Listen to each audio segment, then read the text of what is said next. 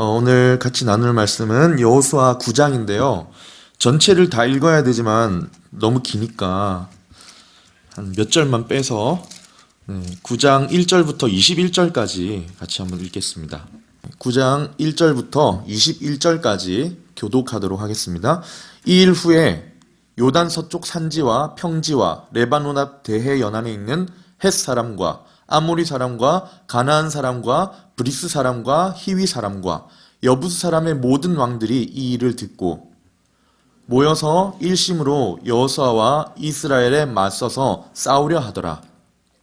기브온 주민들이 여호수아가 여리고와 아이에 행한 일을 듣고 꾀를 내어 사신의 모양으로 꾸미되 헤어진 전대와 헤어지고 찢어져서 기운 가죽 포도주 부대를 나귀에 싣고 그 발에는 낡아서 기운 신을 신고 낡은 옷을 입고 다 마르고 곰팡이가 난 떡을 준비하고 그들이 길갈 진영으로 가서 여호수아에게 이르러 그와 이스라엘 사람들에게 이르되 우리는 먼 나라에서 왔나이다.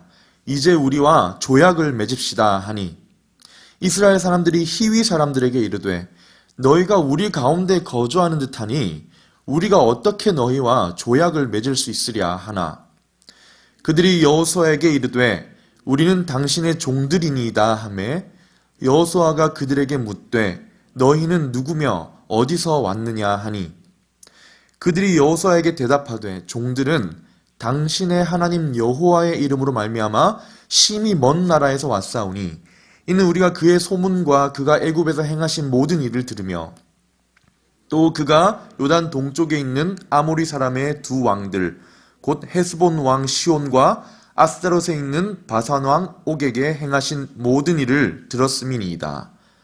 그러므로 우리 장로들과 우리나라의 모든 주민이 우리에게 말하여 이르되 너희는 여행할 양식을 손에 가지고 가서 그들을 만나 그들에게 이르기를 우리는 당신의 종들이니 이제 우리와 조약을 맺읍시다 하라 하였나이다. 우리의 이 떡은 우리가 당신들에게로 오려고 떠나던 날에 우리의 집에서 아직도 뜨거운 것을 양식으로 가지고 왔으나 보소서 이제 말랐고 곰팡이가 났으며 또 우리의 포도주를 담은 이 가죽 부대도 새 것이었으나 찢어지게 되었으며 우리의 이 옷과 신도 여행이 매우 길었으므로 낡아졌나이다 한지라. 무리가 그들의 양식을 취하고는 어떻게 할지를 여호와께 묻지 아니하고 여호수아가 곧 그들과 화친하여 그들을 살리리라는 조약을 맺고 회중 족장들은 그들에게 맹세하였더라. 그들과 조약을 맺은 후 사흘이 지나서야 그들이 이웃에서 자기들 중에 거주하는 자들이라 함을 들으니라. 이스라엘 자손이 행군하여 셋째 날에 그들의 여러 성읍들에 이르렀으니 그들의 성읍들은 기브온과 그비라와 브에롯과 기럇 여아림이라. 그러나 회중 족장들이 이스라엘의 하나님 여호와로 그들에게 맹세했기 때문에 이스라엘 자손이 그들을 치지 못한지라. 그러므로 회중이 다 족장들을 원망하니 모든 족장이 온 회중에게 이르되 우리가 이스라엘의 하나님 여호와로 그들에게 맹세하였은즉 이제 그들을 건드리지 못하리라. 우리가 그들에게 맹세한 맹약으로 말미암아 진노가 우리에게 임할까 하노니 이렇게 행하여 그들을 살리리라 하고 함께 읽겠습니다. 무리에게 이르되 그들을 살리라 하니 족장들이 그들에게 이른 대로 그들이 온 회중을 위하여 나무를 패며 물을 깃는 자가 되었더라. 아멘. 네, 청년회 여러분 수련회 잘 다녀오셨나요? 오늘 반갑습니다 했는데 인사를 해주시는 거 보니 은혜가 컸나 봅니다. 네. 2주 연속으로 죄에 대한 이 무거운 주제를 나누려고 하니 참 죄인이란 걸 다시 한번 깨닫고 참 마음이 무겁습니다. 그러나 오늘도 하나님께서 우리에게 무슨 말씀을 하기 원하시는지를 한번 살펴보았으면 좋겠습니다. 여러분, 죄에 대해서 어떤 생각을 가지고 계십니까? 이번 주에 가정교회 컨퍼런스가 있어서 다녀왔는데요. 그 중에 한 목사님과 이야기하면서 한 분은 이런 이야기를 하신 걸 들었습니다. 우리 그리스도인들에게 주일과 죄일밖에 없다 하시는 거예요. 오늘은 주일이고 내일부터 토요일까지는 죄일이라는 거죠. 이걸 가지고 목욕탕 목회라고 한대요. 나가서 죄를 짓고는 교회에 목욕탕 교회에 와서 죄의 때를 밀고 가서 또 죄를 쌓아오면 또 밀고 여러분, 죄에 대한 마음이 어떻습니까? 이런 사고를 가지다 보니까, 이분법적인 사고를 가지다 보니까 죄에 대해서 가볍게 생각하는 위험이 우리 가운데 도사리고 있습니다. 회개하면 어떻게 됩니까? 용서를 받을 수 있으니까 죄는 언제든지 용서받을 수 있는 것. 얼마 전에 저희 청년부에서 예비 목자 훈련을 했습니다. 구원이라는 주제에 대해서 깊이 나누었었는데요. 그 중에 이런 이야기를 한 적이 있어요. 하나님께서 우리를 구원하시기로 선택을 하셨죠. 맞습니까? 네, 하나님이 우리를 구원하시기로 선택하시고 작정을 하셨습니다. 한 번 선택한 사람은 그 사람을 영원히 버리지 않으실 것이라고 약속을 하셨죠. 때로 우리의 믿음이 연약해지고 시험에 들고 넘어지고 죄 가운데 빠진다 할지라도 하나님이 한번 선택하신 하나님의 백성은 반드시 다시 회복시키셔서 그 구원을 완성을 향해 인도하신다. 그의 자녀가 절대로 믿음에서 떨어져 나가지 않도록 하나님이 보호하신다. 이것이 우리의 믿음이지 않습니까? 근데 그런 이야기를 하다 보니까 말도 안 되는 질문이지만 이런 질문이 나오는 거예요. 야, 그러면 어차피 구원받을 거 뭐 그냥 대충 죄도 좀 짓고 즐겁게 살다가 구원받으면 되는 거 아닌가? 예수님께서 이 땅에 다시 오실 때 우리의 모습이 영화롭게 변할 텐데 그러면 그냥 편안하게 있다가 어차피 영화롭게 될 거 편안하게 살면 안 되는가? 물론 이 질문 자체가 잘못된 겁니다. 왜냐하면 참 믿음이 주어졌을 때에는 우리 심령 속에 계신 성령께서 선한 일을 행할 마음을 계속 주시니까요. 우리가 가진 믿음이 참 믿음이라면 우리의 행함을 통해 삶을 통해 인격을 통해 아름다운 믿음의 열매가 나타나게 되어 있기 때문이니까요. 하지만 한 번 더 생각해 보면 어쩌면 은연중에 어차피 구원받을 건데 어차피 회개하면 용서해 주실 텐데 이렇게 죄에 대한 경계를 늦추거나 자유롭게 하는 그런 경향이 없는지 모르겠습니다. 이 은혜를 악용해서 한 번의 죄를 한 번의 그냥 경험으로 예전에 이런 말을 하는 사람을 봤어요. 한 강사 목사님이 워낙 모태신앙 중에서인지 누군지 모르겠지만 너무 아무런 변함없는 삶을 살고 있으니까 죄라도 좀 짓고 오라고 이렇게 농담 삼아 이야기했는데 막 댓글에 죄를 지으러 가야 되겠습니다. 막 이런 사람들도 있더라고요. 여러분, 죄가 어떤 것입니까? 그냥 가볍게 생각해서 한번 짓고 회개하고 돌아서면 그만인 것인가요? 성경은 죄에 대해서 한 번도 가볍게 말한 적은 없습니다. 구원받았으니까 안심해라. 그러지 않으십니다. 두렵고 떨림으로 너희 구원을 이루라고 하시지 죄를 가벼운 것으로 취급하지 않으십니다. 물론 모든 죄는 사함을 받을 수 있습니다. 하나님께서 용서하지 않으시는 죄가 없죠. 그런데 오늘 반드시 기억해야 될 것이 있습니다. 여러분, 죄는 용서받지만 죄가 남긴 영향력은 끔찍하다는 것입니다. 죄는 용서받을 수 있지만 그 죄가 남기고 가는 흔적들이 끔찍하다는 것입니다. 죄는 용서되지만 희생을 요구합니다. 죄는 용서를 받지만 절대로 혼자서 나가지 않습니다. 오늘 본문에서 그 죄의 영향력이 어떤 것인지를 우리에게 보여주고 있습니다. 여러분, 오늘 읽었던 말씀이 길지만 9장 1절 2절을 다시 같이 한번 읽어보면 좋겠습니다. 자, 9장 1절 2절을 읽고 5장 1절을 읽을 텐데요. 어떤 차이가 있는지를 여러분이 한번 잘 살펴보셨으면 좋겠습니다. 자, 같이 읽습니다. 2일 후에 요단 서쪽 산지와 평지와 레바논 앞 대해 연안에 있는 헷 사람과 아모리 사람과 가나안 사람과 브리스 사람과 히위 사람과 여부스 사람의 모든 왕들이 이 일을 듣고 어떻게 합니까? 모여서 일심으로 여호수아와 이스라엘에 맞서서 싸우려 하더라. 자, 5장 1절을 한번 읽어보겠습니다. 굉장히 비슷한데요. 시작. 요단 서쪽의 아모리 사람의 모든 왕들과 해변의 가나안 사람의 모든 왕들이 여호와께서 요단물을 이스라엘 자손들 앞에서 말리시고 우리를 건너게 하셨음을 듣고 마음이 녹았고 이스라엘 자손들 때문에 정신을 잃었더라. 여러분, 이 차이점이 무엇입니까? 지금 여호수아 9장부터요. 이 정복 과정의 국면이 완전히 달라지는 것을 볼 수 있습니다. 지난주에까지 우리가 들었던 말씀 있죠. 아간이 죄를 범했었습니다. 그러나 죄를 정리했습니다. 너무 깔끔하게 정리를 잘했어요.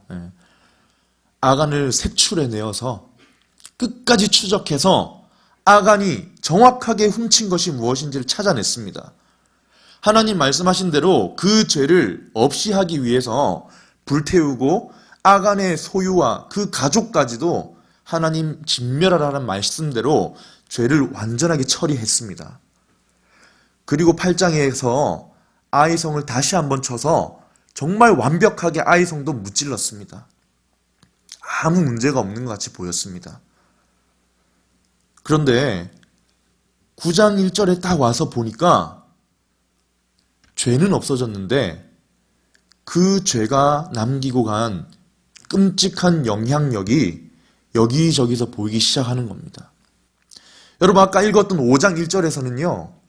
가나안 모든 왕들이 하나님이 하신 일을 듣고는 마음이 두려워가지고 막 녹아내리고 혼비백산해서 성문 밖으로 나올 용기조차 못 내고 두려워 떨고 있는 모습인데요. 9장 1절에서는 이 일을 들은 왕들이 어떻게 하냐면 싸우려고 준비를 하고 있습니다. 왜 그럴까요? 왜 그럴까요? 이 사람들은 알았던 것입니다. 이 이스라엘의 민족들은 정말 그 최강의 부대인 줄 알았는데 아이성에서 첫 전투에 패배했다는 소식을 듣고서는 우리도 승산이 있구나. 이것을 이제 알게 된 것입니다. 이 가나안 민족들은 아간의 죄 때문이라는 걸 몰라요. 그냥 겉보기에 이스라엘 민족들도 실패할 때가 있구나. 이렇게 이제 인지가 된 것입니다. 그러니까 어떻게 합니까? 모든 가나안의 왕들이 뭉치기 시작합니다. 그리고 싸우려고 전면전을 준비하기 시작합니다. 여러분, 2장에서 라합의 집에 들어갔던 정탐꾼들의 보고 기억하시죠? 하나님이 행하신 일들로 인해 여리고 주민들의 마음이 물같이 녹아서 다 이미 정복된 도시다. 이런 보고를 했었습니다. 5장 1절에서도 여리고 성을 무너뜨린 후에도 모든 가나안 민족들은 이스라엘, 여호수아, 하나님의 이름 때문에 굉장한 두려움을 가지고 있었습니다. 그러나 아이성과의 첫 전투에서 패배했다는 이 소식이 그들에게는 복음이었습니다. 더 이상 이전처럼 두려워하고만 있지 않습니다. 이제 숨어있기보다는 싸우기 위해 군대를 일으키고 있습니다. 연합군으로 뭉치고 있습니다. 이것이 아간의 죄가 남긴 영향력입니다. 이것이 한 사람 아간의 죄가 남기고 한 끔찍한 영향력입니다. 여러분, 아간의 죄는 정리가 되었습니다. 그렇죠? 하나님의 방법대로 완전히 정리가 됐어요. 더 책임을 물을 것이 없습니다. 회개했습니다. 하나님의 방법대로 진멸되었습니다. 그러나 그는 영향력을 남겼습니다. 아이성 전투에서 패배했다는 소식으로 가나안 사람들이 뭘 배웠냐면 이스라엘도 전쟁에서 질 수 있구나. 우리도 싸우면 승산이 있을 수 있겠구나. 또 어떤 변화가 나타나냐면 이전까지는 방어만 했던 민족들이 먼저 공격하려고 준비하기 시작합니다. 또 뭐가 다르냐면요. 범위가 달라집니다. 예전에는 그냥 한 성과 한 성이 싸웠지만 이제는 가나안에 있는 모든 왕들이 연합을 하기 시작합니다. 이제 전략을 잘 세우면 야, 우리에게도 승산이 있구나 라고 막연한 소망이 생겼나 봅니다. 오늘 본문이 무엇을 보여줍니까? 죄는 용서받을 수 있지만 그 죄의 영향력이 끔찍하다는 것입니다. 여러분, 우리가 죄를 굉장히 쉽고 가볍게 생각할 수 있어요. 회개하면 하나님 용서해 주십니다. 그러나 그 죄는 그냥 가지 않습니다. 영향력을 남기고 갑니다. 이런 빌미를 제공한 것이 아간의 죄였습니다. 한 사람의 범죄 때문에 약속의 땅을 점령하는 그 시점이 무기한 연기가 되는 거예요. 여러분, 만약 아간이 죄를 짓지 않았다면 어떻게 됐을까요? 우리가 성경에 나오진 않지만 추측을 해봤을 때 아간이 죄를 짓지 않았더라면 그 당시 이미 라합이 여리고 주민 모든 사람들 중에 라합의 일가족이 살아남았다는 소식이 전해졌을 겁니다. 아, 저렇게 두려운 하나님이 이끄시는 군대가 올 때 하나님의 믿는 믿음으로 고백하면 살 수 있구나. 이 소식이 전해졌을 겁니다. 그러면 어쩌면 큰 전쟁, 전면전을 일으키지 않고서도 가나안 정복이 원활하고 수월하게 이루어졌을지도 모르겠습니다. 다른 민족들도 라합과 같이 반응했을지도 모르겠습니다. 항복을 선언했겠지요. 이스라엘을 이끄시는 하나님에 대한 두려움 때문에. 그러나 아간의 죄는 전면전을 일어나게 하는 영향력을 남겼습니다. 오늘 본문은 용서받을 수 있는 죄는 희생을 요구한다는 것을 보여줍니다. 죄는 혼자 들어와서는 절대로 혼자서 나가지 않습니다. 여러분, 솔로몬이 정말 좋은 예입니다. 솔로몬 왕이 하나님께로부터 엄청난 지혜를 얻었죠. 그래서 부귀와 영화와 그 권력을 얻었습니다. 이 사람이 점점 하나님으로부터 마음을 떠나가기 시작합니다. 그러면서 처와 첩들을 이방 나라에서 많이 들였습니다.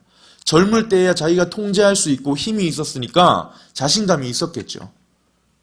근데 나이가 들어서 이제 노쇠해지니까 이 처와 첩들이 들여온 우상들을 막아낼 힘이 없는 겁니다.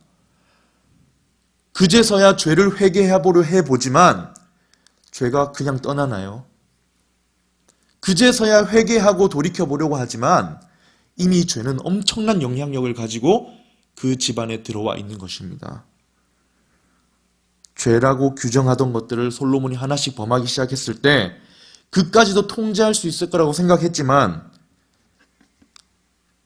쉽지 않았습니다. 솔로몬이 회개하려면 자신의 처와 첩들을 다 회개시키고 우상을 다 물리치고 모두가 하나님을 섬기는 자리로 들어오도록 해야 됐지요. 그러나 이미 늦은 것입니다. 여러분, 죄는 복잡합니다. 죄는 단순하지가 않습니다. 절대로 혼자 오지 않고 회개해도 혼자 떠나지 않습니다. 끔찍한 영향을 남긴 것이 오늘 9장 1절 2절의 말씀입니다. 판이 바뀌었습니다. 그 다음 장인 10장에서도 11장에서도 남쪽의 왕들이, 가나안 북쪽의 왕들이 계속해서 싸움을 일으키려고 걸어옵니다. 연합군을 형성합니다.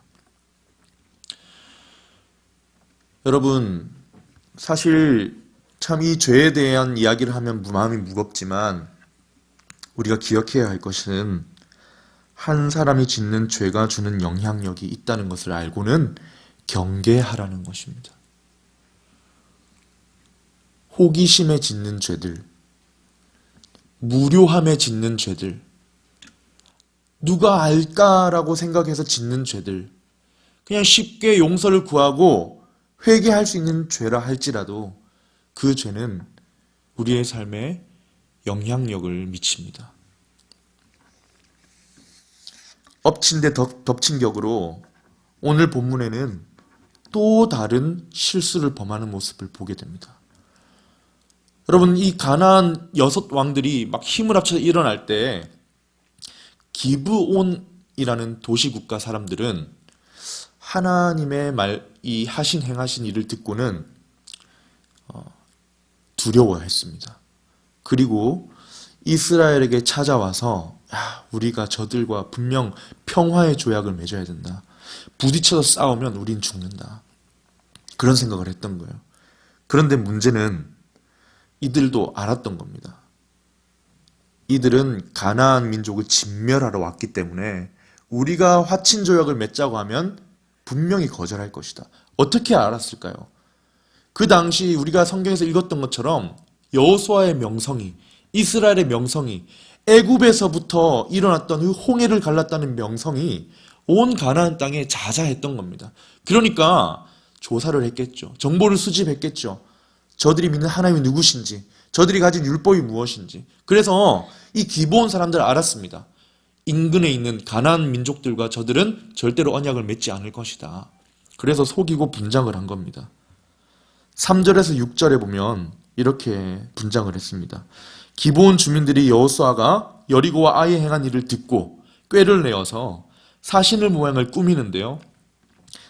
헤어진 전대와 헤어지고 찢어져서 기운 가죽 부대를 나귀에 싣고 발에는 낡아서 기운 신을 신고 낡은 옷을 입고 다 마르고 곰팡이가 난 떡을 준비하고 길갈로 가서 여호수아에게 이르되 우리는 먼 나라에서 왔는데 우리와 조약을 맺읍시다. 지금 이 사람들은요, 일부러 먼 나라에서 온 것처럼 지금 분장을 한 겁니다. 여호수아 지도자들이 처음에는 의심을 합니다. 7절에 보니까 이렇게 묻습니다. 너희가 보니까 우리 주변에 거주하는 가나안 민족인 것 같은데 또 저자는 우리에게 암시를 해요. 히위 사람에게 이르되라고 합니다. 의심을 합니다. 이 근처에 사는 민족인 것 같은데 어떻게 우리가 너희와 조약을 맺냐. 8절에서는 여호수아가 다시 한번 의심의 목소리를 내어봅니다. 여호수아가 그들에게 이르되 너희는 누구며 어디서 왔느냐. 그랬더니 기브온 사람들이 기가 막히게 속입니다. 9절 10절에 이렇게 말합니다. 종들은 당신의 하나님 여호와 이름으로 말미암아 심히 먼 나라에서 왔사오니 우리는 애굽에서 행하신 일을 들었고 요단 동쪽에 있는 왕들에게 한 일을 들었습니다. 이 사람들이 지금 쏙 빼놓는 게 뭡니까? 여리고성 사건과 아이성 전투는 싹 뺐습니다. 왜 뺐겠습니까? 멀리서 왔으니 지금 일어난 일에는 관심도 없고 알지도 못한다는 것을 보여주기 위해서이죠. 최근의 사건은 모른다는 겁니다. 여기서 여호수아와 이스라엘 지도자들은 참 기가 막힌 실수를 합니다. 하나님의 이름으로 맺는 언약에 있어서 하나님께 묻지도 않고 기도하지도 않습니다.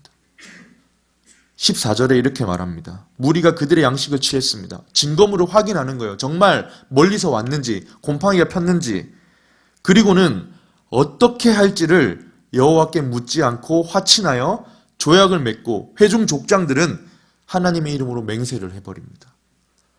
하나님의 이름을 가지고 맹세를 하고 조약을 맺는 이 중요한 일에 있어서 하나님께 묻지를 않습니다. 원어에 보면 이걸 굉장히 강조해 놨어요. 어떻게 되어 있냐면 그냥 하나님께 묻지 않았다가 아니라 하나님의 입에 묻지 않았다라고 되어 있습니다.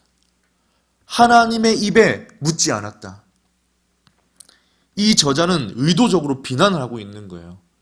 어떻게 여호수아와 이스라엘 지도자들이 얼마 전에 아이성 전투에서도 여호와께 묻지 않아서 패배해놓고 이 중요한 조약을 맺는, 그것도 하나님이 진멸하라고 명령하신 그 민족들과 함께 조약을 맺는 이 이상한 자리에서 묻지 않고 기도하지 않고 지혜를 구하지 않았느냐.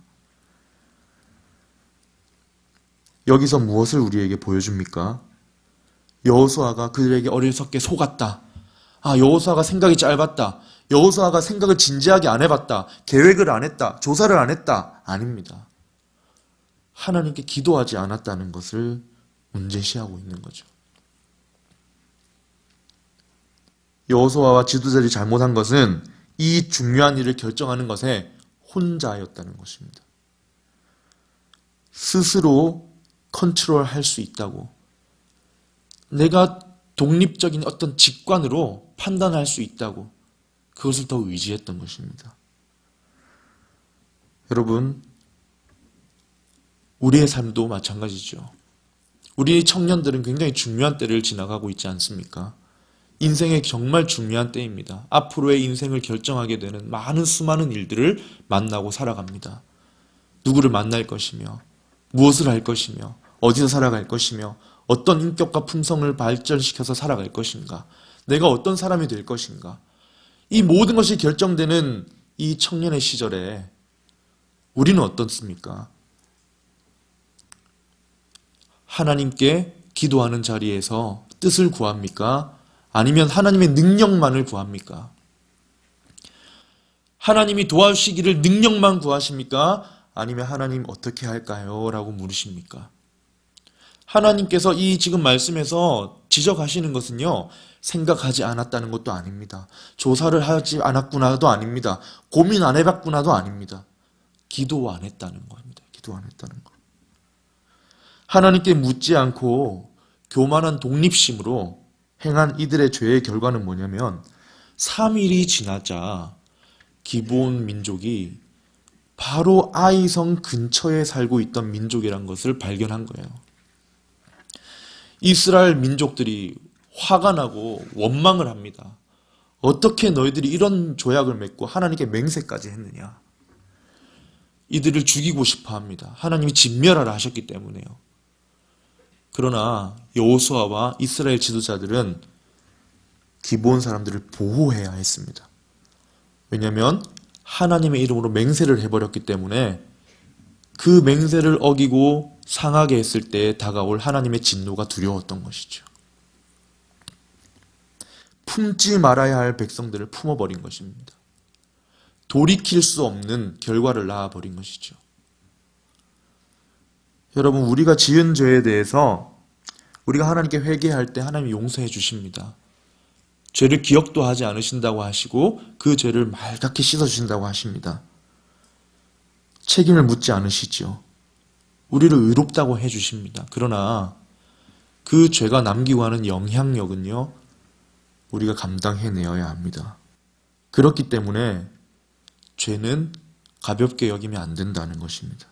지금 제가 두려움을 주려는 것이 아닙니다. 무슨 나비 효과 뭐 이런 거 아닙니다.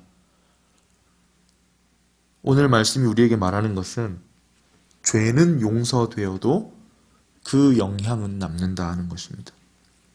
그러니 죄를 절대로 가볍게 여기지 말고 하나님께 기도로 지혜를 구하며 하나님 뜻 가운데 경계하며 살아가라는 것입니다. 여러분, 죄는 가볍게 여겨서는 안 될 거라고 했는데요. 마지막으로 하나 더 주목할 것이 있습니다. 어떡합니까? 우리의 어리석음과 실수로 죄로 인해서 때로 어려운 상황을 만나게 되면 절망해야 합니까? 내가 이미 행한 죄와 실수 때문에 어려움을 겪는다면 어떻게 해야 합니까? 그때라도 하나님의 은혜를 구해야 합니다. 오늘 본문은 죄가 가져다주는 끔찍한 영향에 대해서 선포하고 경고했지만 동시에 하나님의 은혜에 대한 이야기가 흘러가고 있습니다. 진멸되어야 될 기브온 족속이 하나님의 은혜를 받고 구원받은 이야기가 동시에 겹쳐져 있습니다. 가나안의 모든 민족들을 진멸하도록 이미 명령이 내려졌고 모든 게 이제 결정된 것 같습니다. 모든 게 어떤 그들의 죄가 하늘에 사무쳤기 때문에 하나님이 진멸하라 하신 것이 이미 정해진 운명처럼 보입니다. 그러나 그 가운데서도 하나님에 대한 두려움과 믿음으로 나오는 자들을 하나님은 은혜를 베풀어 주신다는 것을 우리는 마지막으로 살펴봐야 합니다. 다 끝난 것 같고 모든 것이 결정되어 버린 것 같고 절망인 것 같은 상황에서도 하나님의 은혜가 임하면 구원이 일어나는 것입니다. 하나님의 은혜로우심을 보여주는 것이죠.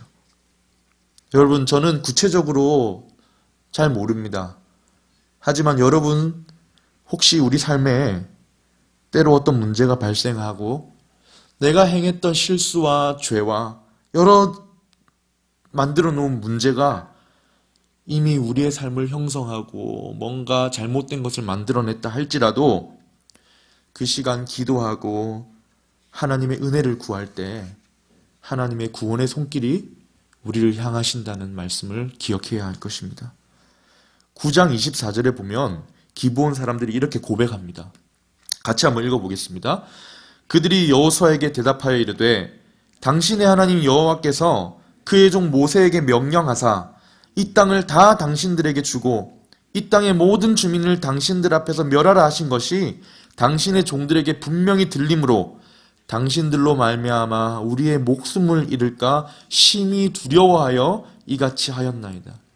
아무리 절망적인 상황에 놓인다 할지라도, 과거의 죄와 실수가 남긴 영향 때문에 고난을 받는 일이 생긴다 할지라도 그 순간에도 하나님 앞에 두려운 마음으로 은혜를 구하면 하나님은 진멸되어야 할 자들도 구원하시고 그 책임을 지고 있던 자들을 은혜로 세우신다는 것입니다. 하나님은 구원의 손길을 여전히 베풀어 주시는 아버지가 되시기 때문이죠. 시편 39편 19절에 이런 말씀이 나옵니다. 주를 두려워하는 자를 위하여 쌓아두신 은혜, 곧 주께 피하는 자를 위하여 인생 앞에 베푸신 은혜가 어찌 그리 큰지요. 오늘 성경은 우리에게 절망만을 말해주진 않습니다. 물론 죄의 위협을, 죄가 가지고 있는 끔찍한 영향력에 대해 경고합니다. 그러나 그 영향력 아래 살아가고 있는 죄인들에게 죽어라고 절망을 가져다 주지 않습니다. 그 가운데서도 여전히 흐르는 하나님의 은혜가 있으니 혹시 지금이라도 하나님 은혜가 필요한 자들은 주의 이름을 부르며 구원의 은혜를 청하라는 것이죠. 언제 넘어질지 모르는 우리의 연약한 인생에 베풀어 주시는 하나님의 은혜가 있다는 것입니다. 죄의 끔찍한 영향력과 그러나 그 가운데서도 하나님의 은혜를 구하는 자들에게 베푸시는 하나님의 놀라우신 은혜가 있다는 것이죠. 말씀을 정리하겠습니다. 우리는 죄를 우습게 보면 안 되고 영향이 끔찍하기에 경계해야 합니다. 그러나 때로 죄에 넘어졌다 할지라도 그 남긴 영향으로 괴롭다 할지라도 하나님 은혜를 베풀어 주십시오라고 기도해야 합니다. 더 좋은 것은 사소한 죄라도 우리가 걸려 넘어지지 않도록 늘 하나님의 지혜를 구하고 하나님의 뜻을 구하고 방향을 구하는 우리가 되어야 되겠지요. 여러분, 우리의 삶에 죄 때문이 아닌 또는 죄 때문에 또는 우리가 남긴 실수 때문에 어떤 환경 가운데 살아오고 계십니까? 어떤 어려운 가운데 거하고 계십니까? 우리가 오늘 기억해야 할 것은 죄는 가볍지 않다는 것과 우리의 아프고 힘든 삶 속에서 하나님의 은혜를 구하는 길 외에 우리가 할 일이 없다는 것, 이 두 가지입니다. 우리 지금 함께 찬양할 텐데요. 은혜 아니면 살아갈 수가 없네. 호흡마저도 다 주의 것이니 세상 평안과 위로가 내게 없어도 예수 오직 예수뿐이네. 참 우리 삶에 은혜 없이는 살아갈 수 없다는 것을 고백하면서 같이 한번 일어나셔서 찬양하면 좋겠습니다. 함께 일어나서 우리의 마음을 하나님께 고백했으면 좋겠습니다.